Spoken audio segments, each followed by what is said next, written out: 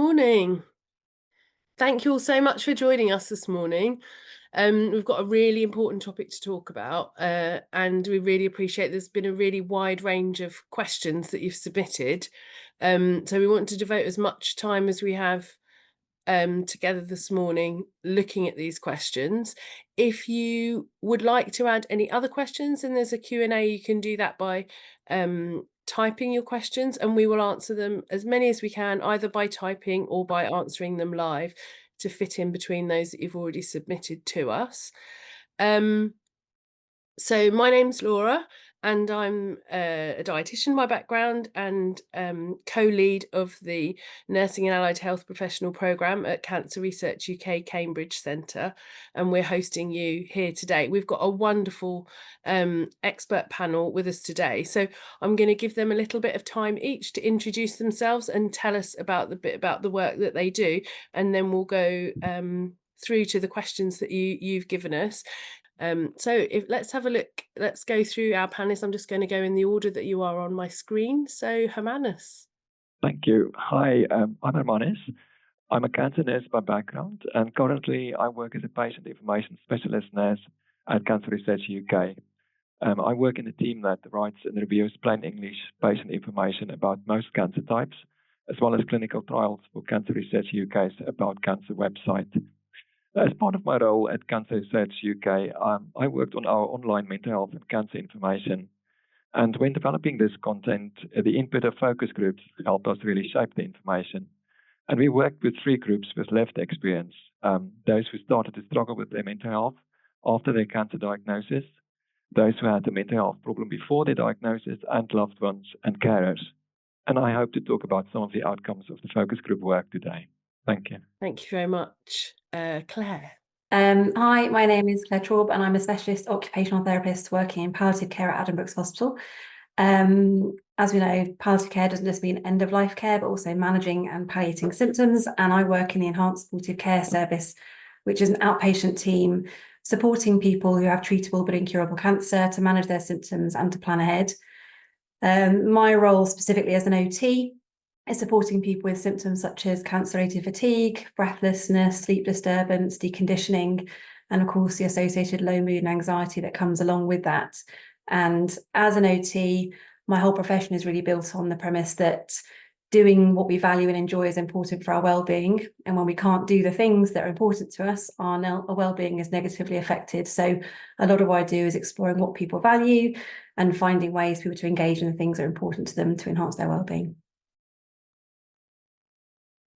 Thank you very much. Lisa. Good morning, everyone, and thank you, Laura. My name's Lisa Punt. I'm the centre head at Maggie's in Cambridge. I have a clinical background as a consultant radiographer in gynae oncology and have been working now at Maggie's for 11 years. We have a real focus on the good psychological, emotional well-being of patients affected by cancer, but also their carers, their loved ones, and looking at how we can partnership with the NHS, with primary care, to ensure that people affected by cancer have the best mental health, psychological support that's available to them. Thank you. Wonderful. Thank you so much. Aneesh.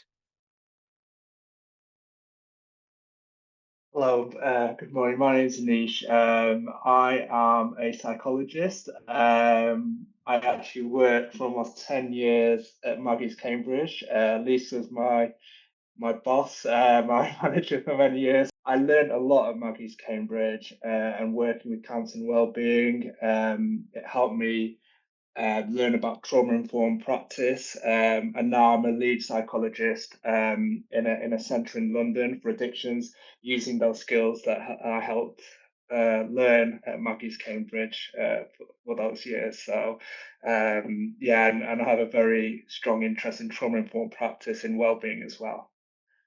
Thank you. Wonderful. Thank you so much. And Sophie. Hi, I'm Sophie. I'm an art psychotherapist and I work at Arthur Rank Hospice. So I support inpatients, outpatients, and also kind of family members and loved ones kind of through a cancer journey, I guess as a psychotherapist, as an art psychotherapist, we use a creative means to help people kind of express and process whatever's going on for them. And prior to being at Arthur Rank, I worked at Bart's NHS Trust within their cancer and psychological support team. Yeah. Wonderful, thank you so much. So I think we've got a vast range of knowledge and experience between all of you, and different ways of looking at the questions that we've got. So I'm not going to take up more time of me talking, and I'm going to look straight to the questions that you have kindly submitted to us. So I'm going to ask sort of two questions here, which I think sort of work together in response. See what you think. I finished my treatment around Easter. Why do I feel worse mentally now than at any point during my treatment? And also, when in the cancer journey is people's mental health affected? I think maybe they might be answered together. Yeah, I can have a go with those. So I'm really happy this question came up because the truth is it can happen at any point. And this is something that came through strongly in the focus groups we ran. Participants wanted others to know that your mental health can be affected at any stage. So that's right at diagnosis, during treatment, or even after treatment ends. And participants said also that if you already live with a mental health condition, you might find that things feel harder during this time, and that it is okay to ask for extra support.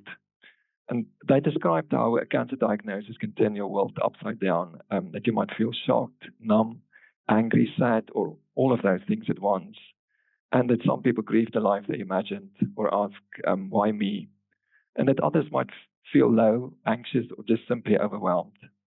And then there's the medical side of things.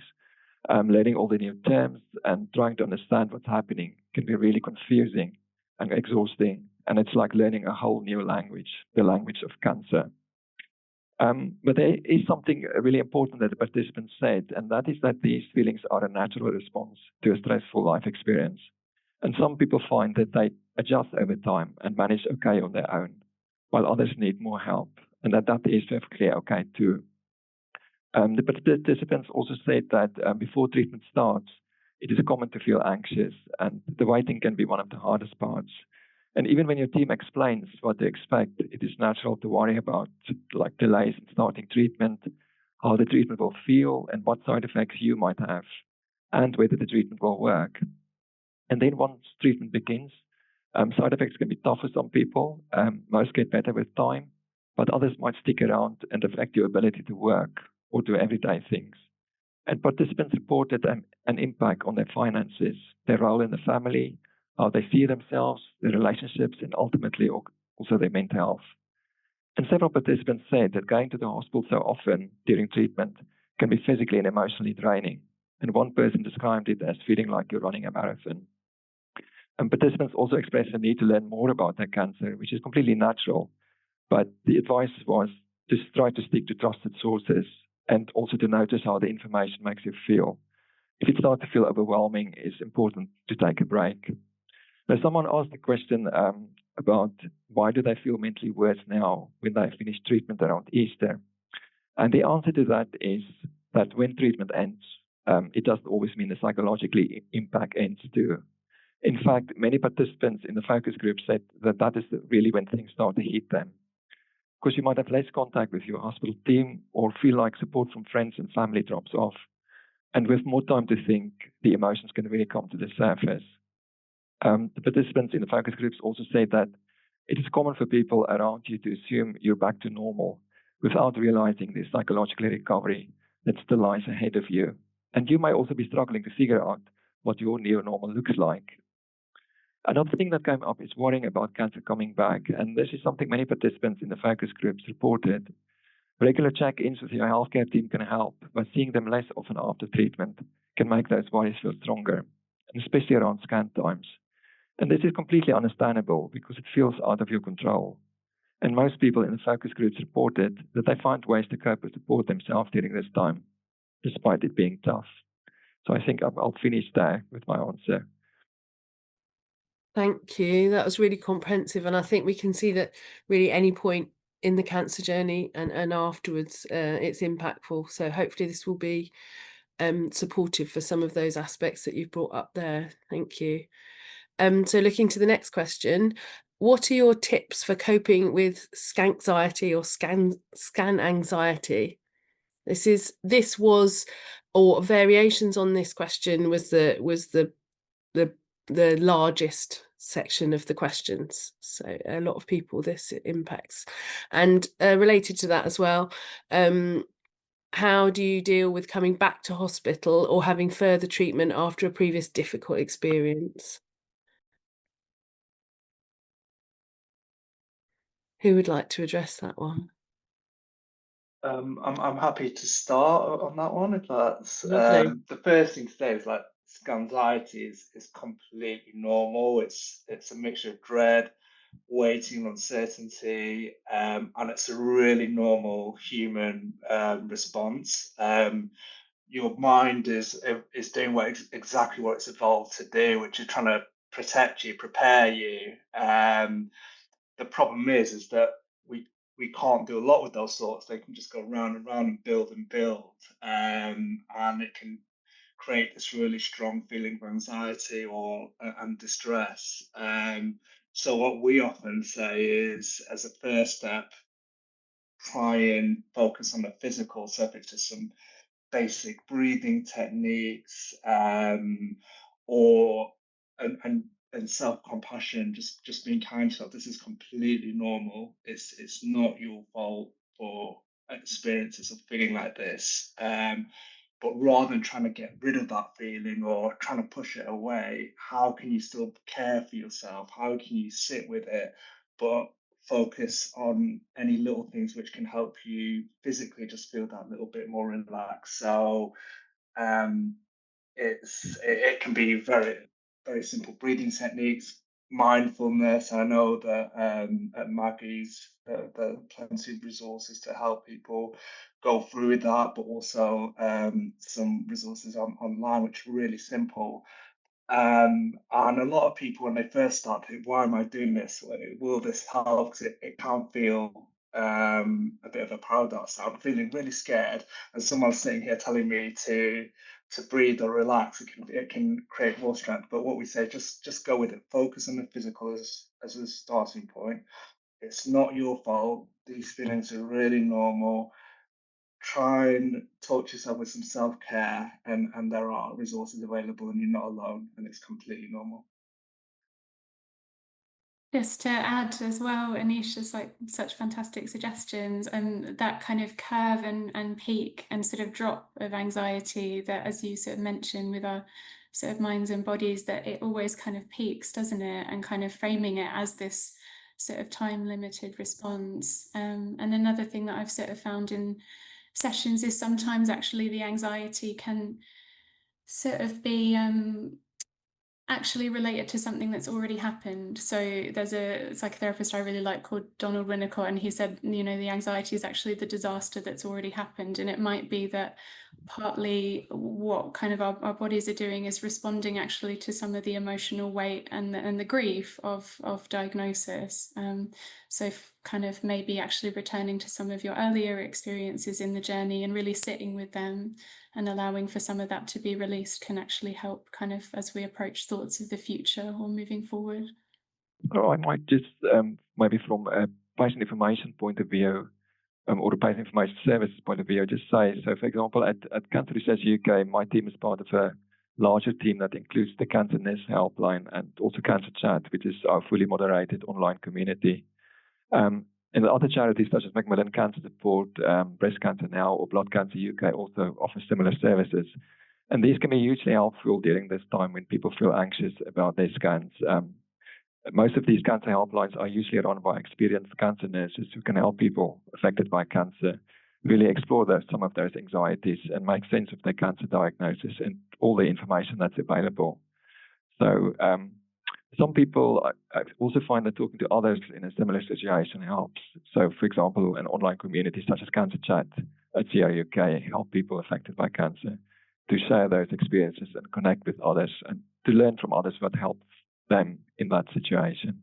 Lovely, thank you. That's looking at it in a really well-rounded way from everyone there. Thank you. So looking forward to another question. How can we best support loved ones and carers too?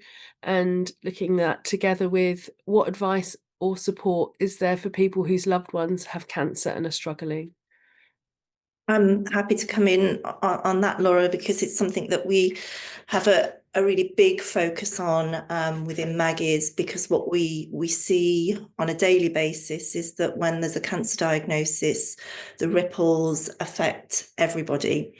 It's not just their loved ones, their family, their friends. It might be their work colleagues. It might be, if it's, their children are going to school, it'll affect the teachers that are looking after those children. So it's a massive impact on all of those people around the individual with the cancer diagnosis. I think what we see in a lot of psychological services, that they tend to be signposted purely to the individual with the diagnoses. But all of what we've heard from Aneesh and Sophie and everyone on the call today is the fact that the emotional distress that you impact with a diagnosis, the carers also will pick up on their own emotional distress and concern and worry and fear. And I think it's really interesting that when we think about the support that we offer, how we can roll out that really good emotional psychological support to the carers to enable them to continue to have resilience and be able to provide the support for their loved ones going forwards. So I think the way in which we can support the people around the person with cancer is very much in a similar way that we do to the cancer patient. So ensuring they can have really good one-to-one support. I think we've heard how important shared experience can be. So offering a carers or a support group for family members to enable them to share with other people in a similar situation can be incredibly powerful. And I think there's also a place for the sort of psychoeducational elements, so that we're able to be alongside and educate family members about the treatment that their loved ones are experiencing and what that impact might have living alongside an element of uncertainty. So I think it's that whole holistic approach to managing the family together. Lovely. Thank you, Lisa. I mean, yeah, I think as healthcare professionals, we have a patient and that's the focus. But as humans, obviously, we want to support everyone, and actually supporting those around the patient is good for everyone, isn't it? So it's really nice to hear that those services are in place, and that I'm sure that has a big impact. So looking next, do you have any suggestions for support around changes to self-image and identity through the cancer journey? Yeah, I can jump in here. I guess just to sort of acknowledge the breadth of changes in terms of our self-image that kind of go along with a diagnosis and treatment often. You know, our kind of social selves can change, our community structure, our relationship with our sort of physical body, our emotions, relationships around us, you know, our dependency. So there's a myriad of ways in which, alongside kind of the intensity of treatment, and kind of, as people have already mentioned, this you know, what can be a very relentless time that's taken up with appointments and kind of physical symptoms, there's a myriad of kind of other knock-ons. I guess in art psychotherapy, I'll just share my screen, we use sort of image making as a way of supporting changes in self-image. So I'm just going to show some images from a group, and I guess, yeah, to mention that also connecting with a group is a way of sort of helping. So this is some work that a patient kind of made in a group art therapy as she was sort of describing the mixed feelings around her sort of previous life, you know, prior to sort of being diagnosed with stage 4 breast cancer, and that sort of real split between kind of who she felt that her family expected her to be, kind of taking in sort of cultural assumptions and stereotypes around cancer. You can sort of see some of the messages that she was sort of considering and absorbing around the narratives that we might have. All of that sort of being kind of taken in and digested, in amongst this sense that, you know, something was sort of in her body, or her body was kind of being disobedient in a sense, or kind of betraying her. And we worked with kind of who she was before, and the kind of loss of freedoms and changes there, and who she was kind of becoming, I guess, through this transformation. And part of that was sort of being able to see herself and establish a new identity in a group. But I guess the other thing to mention that I've sort of experienced through working with people is sometimes that kind of pause and real before and after can actually be a space for a massive amount of growth, and actually saying, well, what's important to me now because of, you know, potentially facing into your own mortality, you know, what do I want? You know, there's maybe not time for kind of things that, you know, felt less important, and it's a real chance to sort of reevaluate, you know, how you'd like to shape your identity, or what kind of where you'd like to go. So yeah, she was sort of thinking about lots of different aspects of her identity and the kind of feelings that they evoked. But yeah, it can be a beginning as well as involving sort of grief and loss, this journey. Lovely, thank you. And thank you for sharing some of your participants' work as well. That's lovely to have that visual. It's quite powerful to physically do something, I would imagine, and express as well as using your words to talk. It's a different way of being. Sometimes we can express things in that way, can't we? That it's harder to do with the words. That's lovely. Let's look at another question. So this one says, I've felt low in mood and I'm not sure if this is my diagnosis or my hormone treatment. Can you help? Actually, this is a real passion of mine in managing sort of treatment-induced menopause and the outcome and impact on quality of life. And I think it's really important just to highlight at this stage that when we talk about hormone changes, we're not just thinking about sort of women with breast cancer, we're also thinking about men with prostate cancer, because a lot of their treatments will involve hormone manipulation. And so the changes that we see, both on mood and physical symptoms, will be the same for both men and women. And we've got some really good evidence that demonstrates the change in the brain. And I will just try and share my screen, because if this works, I think this is quite a powerful image to share with you. And obviously this is titled Before Menopause and After Menopause, but we see exactly the same with an androgen deprivation. So with men who are on the anti-testosterone medications. And whilst we have lots of hormones circulating in our body, our brain has very few hormone receptors, and that's indicated on this image by the brighter areas. So wherever you see the orange and the white, that's indicative of estrogen receptors or testosterone receptors. So we don't need many when we've got lots of hormones circulating around in our body.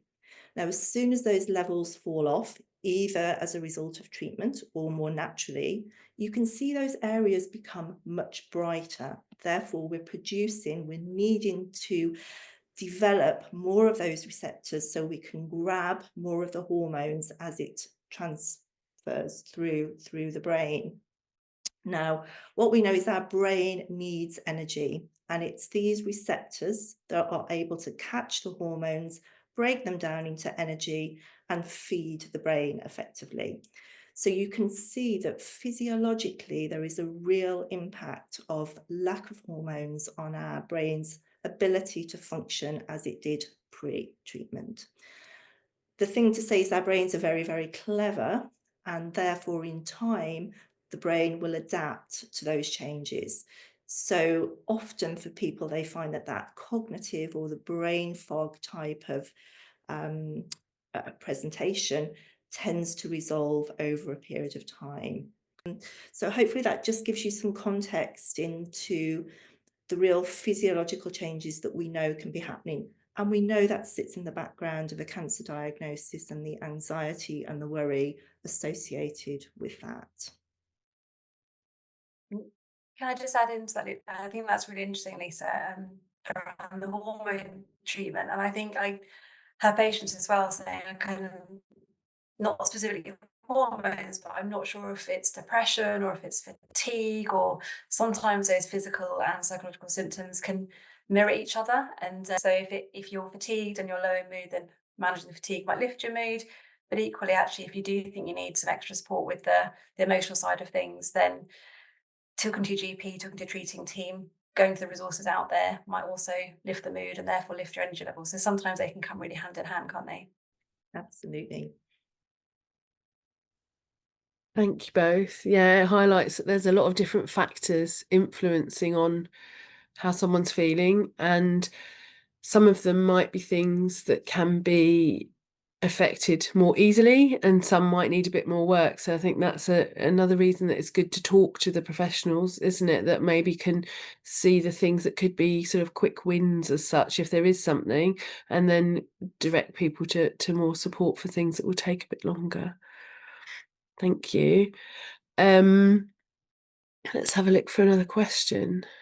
Okay, so we had, I think, 2 questions on this. So we're looking for some support and advice on dealing with anticipatory grief, either as a patient or a loved one, when a cancer is diagnosed and it's treatable but incurable, and life feels it is suddenly cut short. Yeah, I think I can say something about this. Again, anticipatory grief is a really deeply human response. It's life as we know it is going to change, and that loss is inevitable. And it's that grief of foreseeing loss, and it can bring waves of sadness, fear, guilt for some people, and anger, and all that is very normal. And the first thing I'd like to say is these emotions are not signs that something's wrong with you. They're signs that you love, that you're attached, that life matters.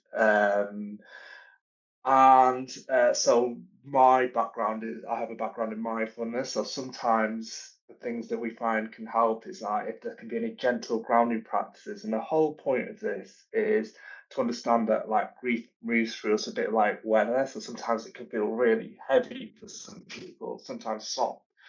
But if we try and push it away, which is a really human response, as humans, we don't like pain if it's physical, if it's emotional, and our brains are designed to try and push it away sometimes. But what we try and do is, are there any gentle ways which we can sit with that grief? Is it kind of some mindful techniques? Is it breathing? Is it any way we can stay with that emotion without being swept away with it? And if we are swept away, that's okay. How can we find things to help to bring us back? In a way that we can still feel ourselves while sitting with this anticipatory grief. And sometimes there's a psychological intervention we call acceptance and commitment therapy, which talks a lot about values. And so the question is, what do I want this time to stand for while I'm experiencing this anticipatory grief? So it might be kind of expressing love more openly, being aware of those small moments, being present with others, doing things where you choose how you respond, if that's with care, with courage, just or being just a bit more open. And another part with anticipatory grief is compassion is really important. So as a psychologist, we talk a lot about compassion focused therapy. So that's how can we activate our soothing system. So anticipatory grief can activate our threat system, but how can we bring warmth, compassion to ourselves or the people around us by being gentle to ourselves and others? And that might be kind of just really gently saying to yourself, this hurts because it matters more, kindness in these small moments. And for loved ones, it's similar. You don't have to fix the grief. just trying to, in those moments where you feel able to, bearing witness to it, compassionate company. Is it okay just to pop a link in the chat as well, to let everyone know that Arthur Rank do, and you don't need to be kind of associated with Hospice at all, it's free. We do a kind of understanding grief. Some of them are webinars in the evening, some of them are in person. It kind of alternates once a month, but a psychoeducation session, which sort of intros a few different frameworks of grief. And if you're sort of thinking, God, what is this? And actually there's something about what's coming up that feels quite alien, also kind of acknowledging that your kind of loved one may be in a very different position and space to you, which can often create a sense of guilt or tension, because we think, oh, you know, I want to spend quality time with them, but I'm kind of actively grieving at this point. But yeah, we run kind of more sort of information-based sessions that, yeah, you'd be more than welcome to attend if you feel like this relates to you. So I'll just pop that link in the chat. Thank you, Sophie. We had another question that was in our Q&A there, that was for you, Sophie, about where could cancer patients have access to art psychotherapy online? So we've answered that in text, but I didn't know if there was anything you wanted to say as well. Yeah, I think, yeah, those links below. So BAT, the British Association of Art Therapists, is the main kind of governing body. You could find a private practice therapist working online through their search engine. If you're kind of depending on your NHS trust or your medical team, you might be able to kind of self-refer through there. And then lastly, yeah, there's a cooperative of kind of cancer specialised psychotherapists and art psychotherapists called Cancer Counselling London, but a lot of people in that team work online and do so for sort of reduced costs. So you can find further details there. Wonderful, thank you. So that makes it more accessible, doesn't it? If you don't have someone in your area, I imagine it's not quite the same experience as being in person, but for some people that's much easier to do that from home. Thank you so much. Okay, I'm going to look at your questions that have been sent in from before again. How do we make meaning around the experience of having cancer? Yeah, I can start, but I'm happy for anyone to sort of jump in. I guess sort of through working with patients, it is a really sort of transformative experience. It's unexpected, you know, no one kind of wakes up one morning and kind of maybe expects that this will happen. And I guess, yeah, more sort of existentially, it can mean that you're thinking about what life means for you and what is the value, as Aneesh kind of already touched on. And so it can be a complete sort of reevaluation. I guess what I've sort of witnessed is digging in, like, you know, speaking about resilience, digging into what are the tools and kind of mechanisms and feelings that I can use, memories I can use, strengths I can use to sort of be able to face into this and maybe not avoid, you know, not suppress or avoid kind of what this journey means, but actually whatever point in time, you know, wherever you're at, that it offers kind of a space to really think about how you like to live your life and what you like that to look like. So yeah, don't know if anyone kind of has any further thoughts around that or suggestions. And I think it's been touched on already, but I kind of biased, but I think sort of externalizing some of that as much as possible, because I guess what can be the case in this journey is that even if you have supportive networks around you, the experience can feel very personal, and it's those sort of 3 a.m. thoughts of, oh my God, you know, what's going to happen? But finding ways to kind of externalize, whether that's you witnessing yourself and kind of using creative materials, using a language that makes sense for you, voice noting yourself, you're journaling, you know, whatever it is that kind of encourages that dialogue and kind of space, or sort of finding other people who get it and other people who've been there, and kind of knowing you're not alone. And yeah. I just wanted to pick up on a couple of things you said there, so that's really good advice, especially around that connecting with other people who might have had a similar experience. You know, a lot of people I work with do find it really helpful, even if they say they're not group people, actually having those conversations with people who've been through a similar experience, that kind of camaraderie, that shared experience, can often be really helpful. And I work with people with treatable but incurable cancer, and we often talk about the fact that actually we don't have very much control over the quantity of life. You know, we don't know what's going to happen, none of us really, but we have a lot more control over the quality of life. And I think that's, again, going back to that values-based, what's important, how to re-engage or engage with those things that might have kind of dropped off. I think when everything happens and there's treatment and appointments and everything's very busy, all of those kind of things that make someone feel a bit like them and the things that they enjoy are the first things to unfortunately go. And it's about maybe thinking about re-engaging with those things to get the person back in amongst that diagnosis and treatment as well. Thank you. Could I just add something as well? I think that's really important. But what I really liked about all those areas that were discussed is that sometimes for some people it can feel really overwhelming if you talk about meaning or kind of real existential issues, but it's just that acknowledgement which can be so helpful psychologically, and it can be something really small, like sort of said, writing something down, or as Claire saying, just talking to other people in a group, because if you're feeling it, the chances are there'll be other people who really relate to that experience, and just those small steps of acknowledging it, it's all normal. Using groups and using resources like art therapy can be so powerful. Thank you. Yeah, I think it's all part of what you were saying earlier about being with whatever's happening.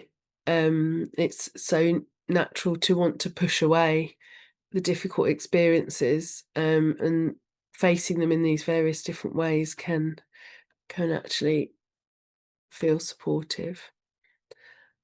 Okay, let's look for another question. What external support does Maggie's provide for patients who contact us online for support with a new diagnosis? So I don't know, I think maybe this is a professional asking the question. Yeah, I think, it sounds very much as though that's coming from someone who would be fielding questions or queries about a new diagnosis. And it's really interesting because one of the things that we've done here locally within Cambridge is we've established a referral pathway with the trust, which means that if they're seen by a healthcare professional within the hospital, they can refer the patient directly to us via Epic. So there is that formal referral pathway, which is now in place. I think it's also important to know that you don't need an appointment. You can just walk through the door. So if someone's contacted you online and they want to just drop in and see someone face to face, they will be guaranteed to see a cancer support specialist on that visit. So it's quite a unique offering that we can guarantee that connection without an appointment on the day that the person needs it. I think that the whole approach of that drop-in is wonderful. There are some patients who will find it very difficult to walk through the door for the first time, and therefore it might be that they would prefer to have a booked appointment. So healthcare professionals can ring us, they can email us, and we can certainly reach out to the patient. Equally, if they're not local, I think not a lot of positive things came from COVID, but one of the things is we're much more able to provide our services via Zoom. So that means we can reach more people, and for people who can't travel or don't wish to travel to the hospital, we're able to reach out and offer a majority of our services on a platform such as this. So I think the way in which we reach people is broad, and the help that we do offer people really is about a focus around mental health, but bringing in all of the other elements. So one of the biggest areas for people following a cancer diagnosis might be concern around their finances. So we have access to a full-time benefits advisor. He can also organise blue badges. So the more practical things that actually feed into people's well-being alongside the emotional challenges of a cancer diagnosis. Thank you very much. Maggie's does a lot. And that's wonderful that you will know that if you sort of walk in unplanned, you will definitely have someone who can see you. And it's a nice environment, isn't it? It's a non-clinical, sort of comfortable, welcoming environment as well. So And what we're able to do, I think, with the different levels of support that we've got, or the different layers, we're able to really create a package for the individual. And that might be, as Sophie's talked about art therapy, we have art therapy within the centre. So it might be that that's something that really resonates with someone. It might be coming along and doing some relaxation, some yoga. It might be seeing our psychologists. So we really build that care package for the individual dependent on their needs. and it sounds like a space where someone can go not really knowing what their needs are either. They don't have to be going for one of these specific wonderful things that you've mentioned. They can just go feeling in need, or even just not, you don't have to be in a difficult space, do you, to go? No. You can go to just see what's there. And sometimes actually patients I've worked with have found that it's good to go when they didn't need it, so that when they did, they were going somewhere they'd been before. The same with Arthur Rank, actually. Sometimes people found it was good to go there or meet palliative care team without a particular need, as well as when they did have a need, so that then when they did further down the line, it wasn't totally new. I mean, obviously it's fine to do that when it is new, but it's also sometimes a bit easier when you've met someone before or been in a space before. So yeah, it's very open and welcoming. That's lovely. Thank you. So this is something that I feel has been discussed. This next question, something that's been discussed for quite a number of years, on and off. So it'd be really interesting to address it here. What do you think about the idea of battling cancer? The terminology battling cancer. Yeah, I'm happy to answer that one. I think it's a really good question, actually, and something that's been debated for a long time. I can understand why that language of battling or fighting cancer developed. Come from a place of courage, or others wanting to empower people, or wanting to feel empowered themselves. But what my experience is that people may find over time that that language can sometimes have pressure, or guilt, and it can sometimes make it seem as if living with cancer is like a test of strength, or if the illness progresses, is it because someone didn't fight enough? And that's simply not true. It shouldn't be seen, cancer should be seen as a competition, or a measure of willpower. So for me as a psychologist, coming from it from a point of from mindfulness, it's how life with cancer is less about fighting and more about being present and responding with a choice of awareness and values. So it's kind of acknowledging what's happening, allowing feelings to come and go, and asking yourself, given this reality, how can I live mindfully in this, meaningfully in these moments? So that might be resting, it might be working if that's meaningful to you, spending time with loved ones, expressing gratitude, or just find those small moments of peace. And all of that takes immense strength. And I think, for example, that really powerful piece of art that Sophie presented, I think it had some kind of quotes of, be positive, I think, um, your mind can be very strong in quotation marks. And whilst, so what can happen is sometimes really helpful, but sometimes it's not coming from a place of empathy. Also, and can be quite difficult for some people to with those kind of, this is a battle, we need to fight, need to be positive all the time. You know, it's very, puts a lot of stress. And from a compassion therapy viewpoint, that battle metaphor may activate our threat system. So the threat system is that fight, flight, or freeze mechanism, which can leave us feeling tense, self-critical, and exhausted sometimes. So what we're trying to do, and I think what Maggie does so well, and Arthur Rankin's, is how we can like nurture that soothing contentment system, which is more about compassion, connection, and acceptance. So I think words like living with cancer, adapting, can feel like kinder, more accurate. And I think of courage not as fighting harder, but as a quiet willingness to face each day. And for example, working in Maggie's for so long, I thought I used to see so much courage in people, for example, going through the door, like the amount of courage it takes to kind of step into that and ask for help and support. I think that shows real courage. Or the artwork which Sophie showed, that kind of being able to kind of process difficult things. I think that shows real courage. And so, sometimes being able to face a day of hope, sometimes it's sadness, while still holding on to what matters. So I think true bravery can be resting for some people, asking for help, attending Maggie's for the first time, or attending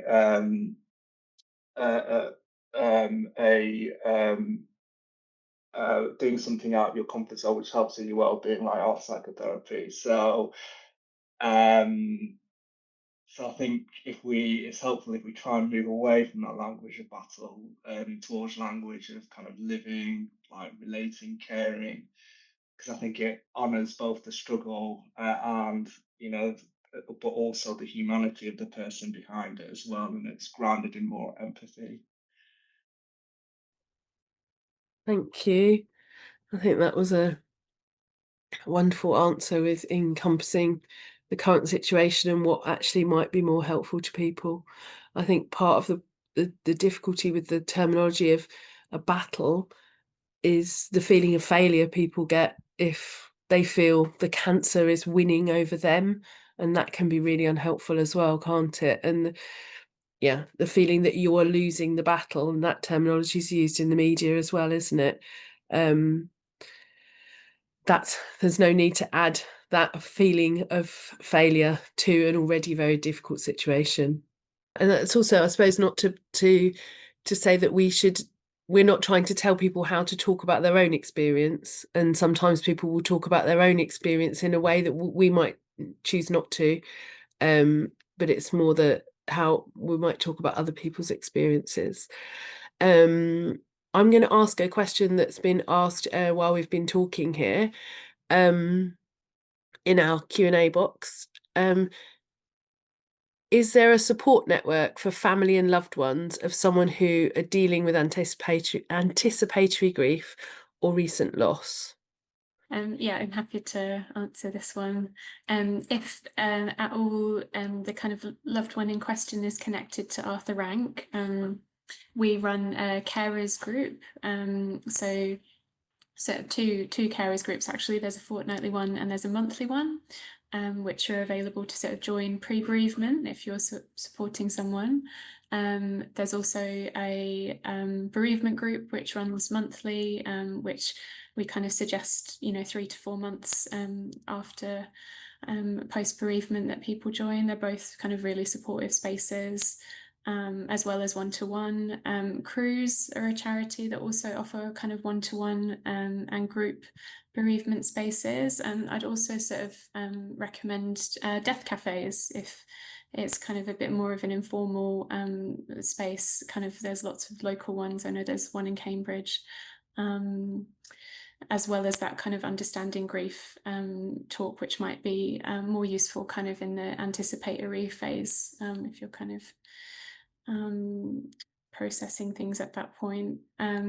Also, depending on the age range of, who might need support, there's Ruth Strauss Foundation. So they kind of support people in having conversations with people under the age of 25, so children, and thinking about how to have those conversations as a family. Also, Winston's Wish have amazing kind of online resources kind of in accessible language aimed at sort of 5 to 12-year-olds and then kind of teenagers as well. So yeah, can pop all of these in the chat. Thank you very much. I just come in on the back of that as well. We tend to offer a lot of support for children aged from 4 right through teenagers and to young adults. So it's age specific, and we have a lot of resources, fruit fly resources. So they're really good tools that just look at the language that as adults we should be using with children, dependent on their age range. And we do actually hold groups, support groups and individual appointments for young children through art therapy. So if anybody is aware of it, and it may be a grandparent, not just a parent, so it's a loved one within the family tree that youngster is having to manage and navigate. One thing I guess maybe to do with anticipatory grief in general, which Lisa, maybe some of your kind of therapists, but it's just making me think as well about the value of sort of memory making and maybe organizing kind of rituals, or as you're sort of processing this grief and having this limited time, how do you use that? And I think you can Google sort of memory making, making a memory box perhaps that kind of has different sensory kind of elements to it.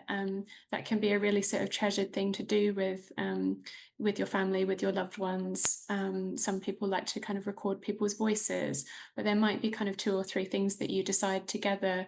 Could be a kind of experiential day out that's a kind of array of your favorite things that you sort of plan together. So is there a kind of collaborative way that you can kind of come together as a family and recognize what you mean to each other? Can help with the grieving process as well. Thank you. I think that also speaks to what you were saying earlier about bringing meaning to the experience of cancer. That's with that as well, isn't it? Yeah. Thank you. We've had another question in the live chat. Is there a role for exercise in improving mental health when living with cancer? I would absolutely say there is, in all different stages of a diagnosis and treatment. We know when we're physically active, we release the hormones, our feel-good hormones. And I think when we're looking at physical activity, it's about actually, for you as an individual, what level of activity is helpful. So it might be just simply going for a walk. That in itself can increase our heart rate. It can produce those feel-good serotonin hormones. So absolutely, that then feeds into that self-soothing part that Aneesh was talking about previously. And it helps to calm and suppress the fight-flight part of the brain that clearly is triggered during anxiety. And it might be that you're just thinking about very simple, gentle exercises. So things like yoga, Pilates, all of those activities. It's movement of the body. It's the connection of the mind and the body, which I think is what, with mental health, we're really trying to achieve. We can't separate the clinical, physical interventions of treatment from our mental health well-being and our emotional well-being. So bringing the two together, I think, can be really, really valuable. Just thinking, because I think exercise, we know it is really helpful. There's a lot of evidence out there, isn't there, for cancer and its treatments as well, exercising through that, kind of staying stronger for longer, but also for mental health. I think sometimes the word exercise can be quite scary for people who are fatigued or low in mood. And I think actually just being active is a really nice way of putting it, or moving more, this sense of actually, even if it's just putting on your favorite song and shaking your hips while you're doing the washing up, or, anything that just feels good, kind of moving the body can be really helpful. And certainly engaging things that you're going to enjoy as well, because sometimes, again, we think of exercise and some of us don't always feel motivated by that, but actually finding things you will be motivated, whether it is a walk with a friend or, you know, something you're going to enjoy and be able to do regularly, is often helpful as well. Thank you. Yeah, I think there used to be, sort of decades ago, more of the idea someone's not well, you know, it's obviously very natural. We want to look after them and sort of, you know, they don't need to do anything. They won't make any food, do any housework, and sit still. And we've since learned that actually that getting up and making a cup of tea or doing a bit of housework is beneficial. I mean, not saying that that's what your movement needs to be, and going for a nice walk with a friend or some dancing or something is obviously more fun, but that moving is important. And we're actually devoting a lot more time to talking about activity and exercise in March. So we're having another online event for anyone that might want to go into that topic in more depth, where it obviously overlaps here. But that's going to be on the 18th of March at the same time of day as this one. So trail that slightly as the topic came up. Wonderful, thank you. Let's have another look at some of the questions that you've sent through before we met today. So what support is there for kidney cancer patients and their families? Does anyone have anything specifically for them? Well, I think it's quite interesting because obviously we've talked about shared experience and how powerful that can be. And I think one of the things that we like to offer is site-specific support groups. So for those of you or who, if you're on the call, who asked the question, we absolutely do have a kidney support group which runs once a month, and that's the last Friday of every month between 2 and 3 in the afternoon. And what we tend to do with our support groups is one of us from Maggie's will co-facilitate it, but we will invite one of the clinical team to join us. So it's a really comprehensive space where if there's questions around treatment, we've got the clinical expert, but equally we're managing all of the challenges associated with that specific cancer diagnosis that may come to the table. And I would just say that, you know, we don't differentiate in any other of our programme around the cancer diagnoses. So all of the support that we offer. So when Claire and the team join together in providing a fatigue workshop, that's open to anybody with any cancer diagnosis. So all of that would be non-specific.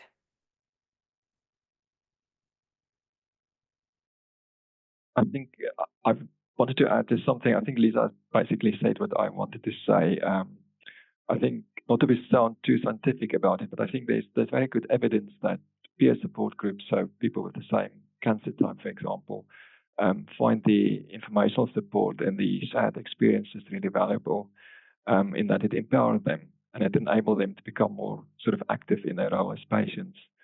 And like Lisa said, I think there's a variety of peer support groups available for different cancer types like bladder cancer, blood cancers, head and neck, rarer cancers such as penile, sarcoma, or brain tumors. So, and I think cancer teams can usually tell people, especially specialist nurses, what support groups are available for people.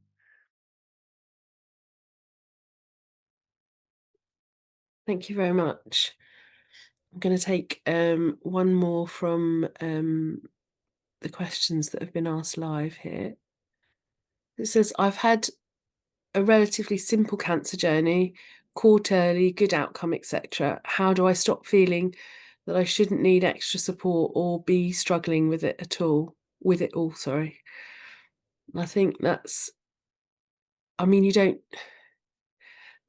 have to have a reason to be struggling, do you?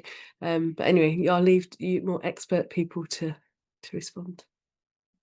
Yeah, I can start with that. I mean, just not necessarily as an expert even, but it's a really normal human response. And actually, there is if you're feeling you're struggling, that is valid. And sometimes it can be from others or yourself that, oh well, hang on, that person had a much more difficult time that I should be dealing with this better, but comparisons are always helpful. And I'd say the first part of that question is your struggle is valid, and if you feel you need help, absolutely, reach out. There is support for you, emotionally, and that, and sometimes what can happen is you're going through the treatment, and then afterwards is when the feelings or the emotions can hit, and that's also really normal. So it's okay. Your feelings are valid, your emotions are valid, and if you feel you need help, you need help, and that's completely normal, and there's help out there. What can happen is if we try and push that away or think, well, hang on, I should be okay, it was relatively straightforward. Actually, that can create even more tension. It can activate our threat systems, create more self-criticism. And that's through. So those feelings are valid. It's not your fault you're feeling like that, but it's really helpful to reach out, because there is support for you. And if you're feeling you're struggling, you are struggling, and you deserve help.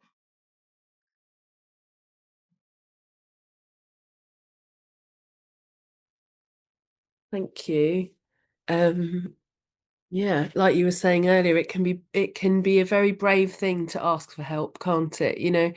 Particularly if there's not outwardly signs, and you think, oh, I should be okay. Like there is no sort of should be okay, and coping's overrated, really, isn't it?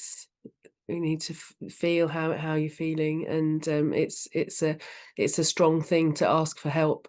Like I would ask for help if my car was broken or my plumbing needed doing, or all of these other things that I'm not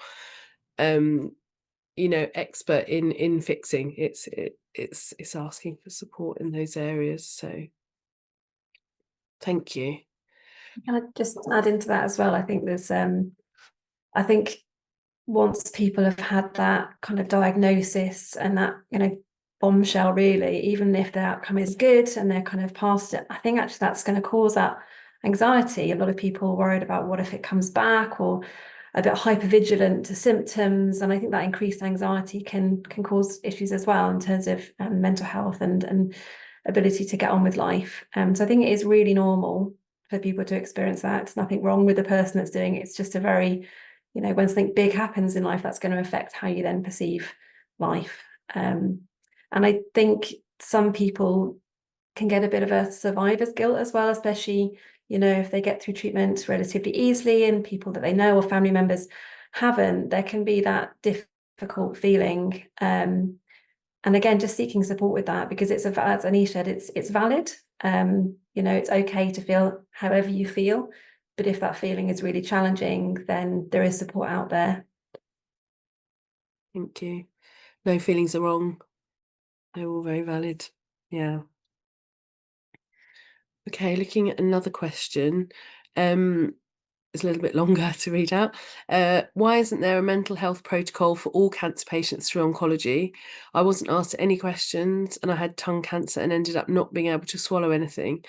They didn't have any anxiety med protocol, and I was on Lexapro.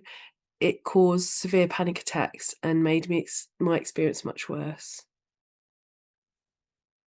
I think this is an interesting question, because I think as we've talked through the hour today, we've seen that there are some services available. I think all of us coming together in a sort of a multidisciplinary approach to managing emotional well-being shows how important and how high on the agenda we feel it should be. I think over the past few years, we've seen a real shift towards recognising the importance of good psychological and emotional well-being in the context of a cancer diagnosis.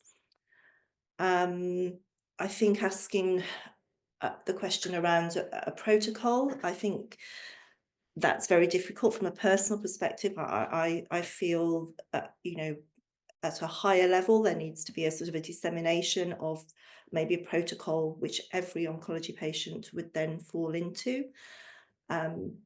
But I think we also just need to be familiar and aware of just what services are available local. And I only see that going forwards, things will improve further. And if we can feed into the development of those protocols and the importance of the work that we're doing, then I think that will just make the landscape look much brighter for good psychological care going forwards. I don't know if anybody else has got anything to come in on that. I can just mention that with the focus groups as well, one of the outcomes of the focus groups was that people felt healthcare professionals don't always ask enough about mental health. And I know that it's a very tricky situation because everybody knows how busy it is, in the NHS and how busy clinics and things are. And I think sometimes it can be that the healthcare professional simply doesn't have the time, or they don't know what to do with what the patient tells them. So I think when we developed our information, people wanted it to be much more obvious that mental health can be a problem when you have cancer. So, for example, on our website, I'm talking now from a patient information point of view, we have basically created a link on every page about cancer patient information that links to mental health, so that it is there, that is obvious. And also we've written the information in a way for people to feel that they feel empowered to ask healthcare professionals that they want to be asked about their mental health, or they want to say they're not coping, rather than feeling that's not valid or not relevant when they go to a clinical appointment.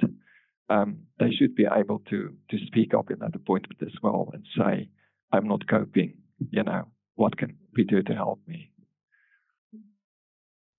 Thank you. Yeah, I mean, I think as a society, we're developing in this aspect, aren't we? Compared to a few decades ago, the conversations that people have in many different spheres of society about mental health, we've seemed to talk about that more now, and that's a positive thing. But there's more work to do. I mean, I think it would be ideal if mental health treatment went alongside the physical treatment for cancer as a sort of standard, rather than it being something that people need to ask for. But I think maybe that's a few steps away from that at the moment. But at the moment, hopefully people, like you say, can feel empowered to ask and reach out for the support that we've discussed here today, and also other avenues of support that there are available, particularly in certain parts of the country we might not be aware of here. This is another question. Where can healthcare professionals access training or resources to better develop skills in supporting cancer patients, particularly around difficult conversations such as breaking bad news, while also looking after our own well-being? Are there any recommended courses or workshops to help us build resilience, maintain a healthy work-life balance, and continue growing as compassionate, effective professionals? I can come in here. From work we've done with the South London and Maudsley NHS Foundation Trust, which is the mental health trust, I've learned basically that I've got really good online CPD courses for healthcare professionals. And there's a real vast range of courses available, and they are a mix of e-learning, simulation courses, webinars. So I think that's a good starting point, probably, if you feel you're not skilled enough and you want to upskill and develop certain skills, especially in things like having difficult conversations and those kind of things. Those courses definitely can help with that. I don't know if any other of my colleagues know about any other courses in the NHS. I'm not really an expert in the NHS training, so I don't really know. I was just going to add in what I liked about that question was how it was asked. Someone is clearly wanting to talk about mental wellbeing more, but just not knowing how. That kind of, they want to be compassionate and effective, and I think actually there's a lot of healthcare professionals out there who do feel like that. They want to be offering more and asking those questions. Time, lack of experience are the things that might get in the way. Macmillan is very good. So some people working within the field of cancer can be adopted as Macmillan professional. So if you're working in that field, you're a healthcare professional here, it's worth having that conversation, and then you have access to different training as well. But I think there's quite a lot out there. I had another thing in mind to just mention. I can't remember, but I'll pop it in the chat if I remember it. But there are quite a few things out there to search for. Oh, Sage and Time, that was it. That's not necessarily cancer specific, but about kind of having conversations with people at difficult times. And that's available within the Adam Brooks Trust as well. Thank you very much. Then looking more generally, do you have any general advice for people to support their well-being? I'm happy to start on this one if that's okay with everyone. So when working with patients, I often reference the 5 ways to well-being, which has been research done quite a while ago now, back in 2008, I think, about what makes people kind of feel good, what are the ways to enhance well-being, and the 5 things that came out of that, which are general to all public, but I think when working with people with cancer, it's really good to highlight these things. Is the first one we've talked about quite a lot is connect. This idea that actually, talking and listening to people, that shared experience. We've talked about group work. But even if you're not up for that just, calling someone on the phone, feeling connected with others, saying hi to your neighbour, that can really support our well-being.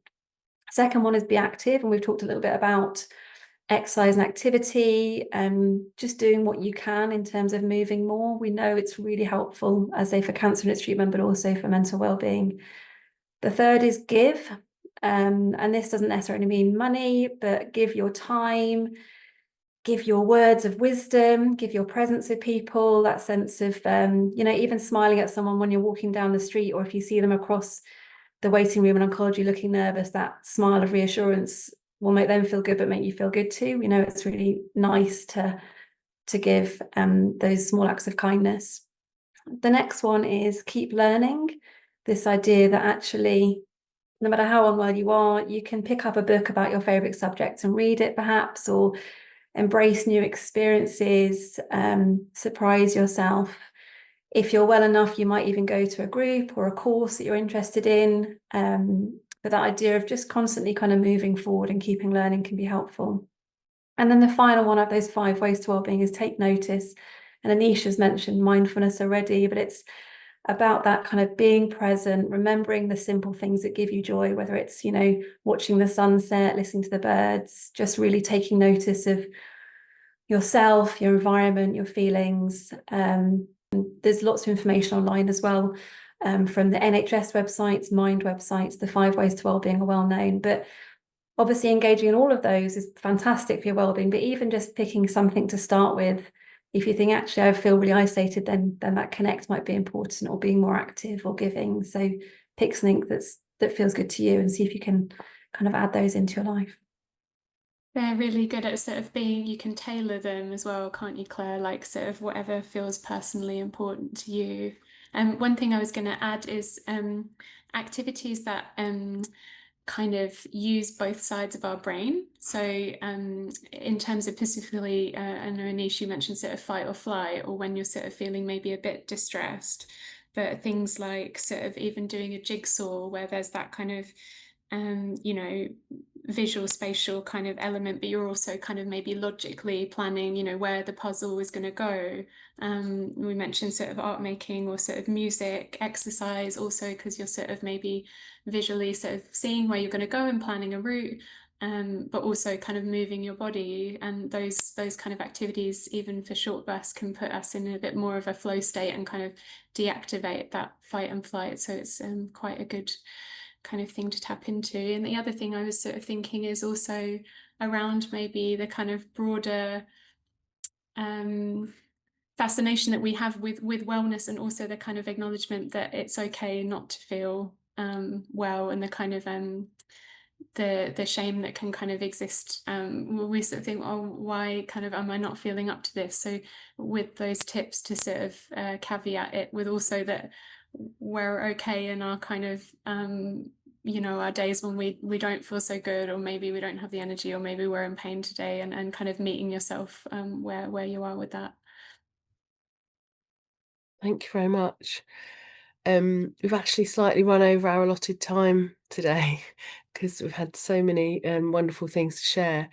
So I'm sorry for the questions that we haven't been able to get to, and I'm grateful for all the wonderful questions that people have shared and their experiences that they've shared.